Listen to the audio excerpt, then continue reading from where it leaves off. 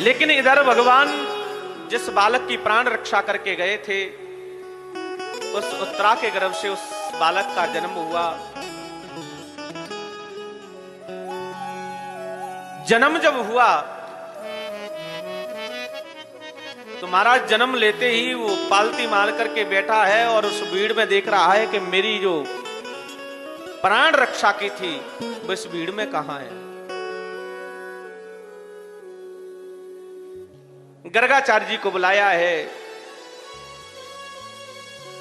बालक का नामकरण संस्कार हुआ, नाम परीक्षित रखा गया।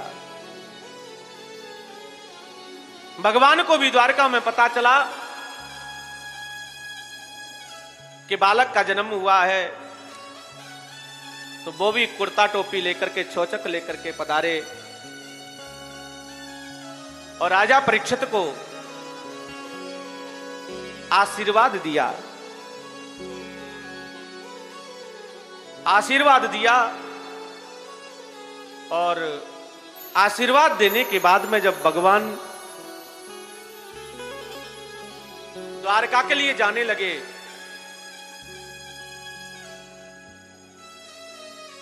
तो युधिष्ठिर जी महाराज ने कहा कि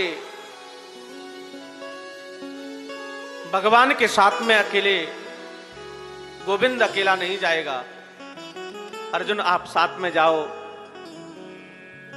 गोविंद को द्वारका भेजने के लिए अर्जुन को भेजा।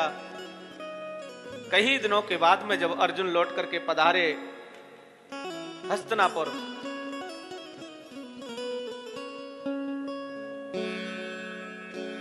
तो आज युधिष्ठिर जी महाराज ने देखा कि अर्जुन का तेज नष्ट हो गया है।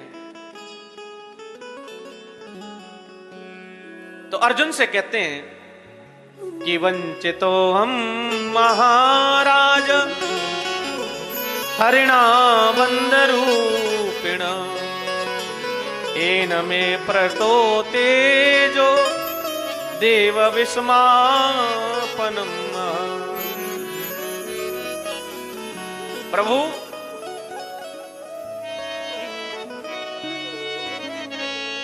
तेज होने के कई कारण हैं। या किसी ब्राह्मण का अपमान हो जाए तो तेज नष्ट हो जाता है, या गौवध हो जाता है तो तेज नष्ट हो जाता है, या परे स्त्री गमन होता है तो तेज नष्ट हो जाता है। आखिर क्यों? युधिष्ठिर जी ने काफी समझाया, लेकिन अर्जुन बोलते नहीं, लेकिन हाथ पकड़ करके बोले, अरे पागल कुछ बोलता क्यों नहीं? कौन सा अपराध हुआ है, कौन सा पाप हुआ है? अर्जुन रोते हुए कहते हैं कि प्रभु भैया, जिन प्राण वल्लभ के बगैर हमें एक पल जीना नहीं सीखा, आज हमारे प्राण वल्लभ कन्हैया हमें छोड़ करके चले गए हैं। 99 लाख यदुवंशी आपस में लड़ झगड़ के समाप्त होकर के भगवान अपने साकेत को चले गए। जब ये बात सुनी, कानों कान द्रौपदी के अंदर ये बात जाती है। कुंती मैया ये सुनती हैं तो सूत जी महाराज कहते हैं, जिस तरह से राम कहते कहते अपने पंचक भौतिक शरीर को दशरथ जी महाराज ने त्यागा, ठीक उसी प्रकार से कुंती मैया ने अपने पंचक भौतिक शरीर को त्याग दिया। राम राम कही राम कही, राम राम कही राम,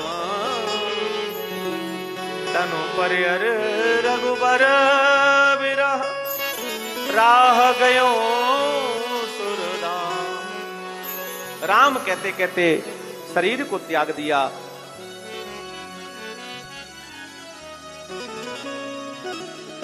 आज राजा परीक्षित को बुलाया है, राजगद्दी पर अभिषिक्त किया है।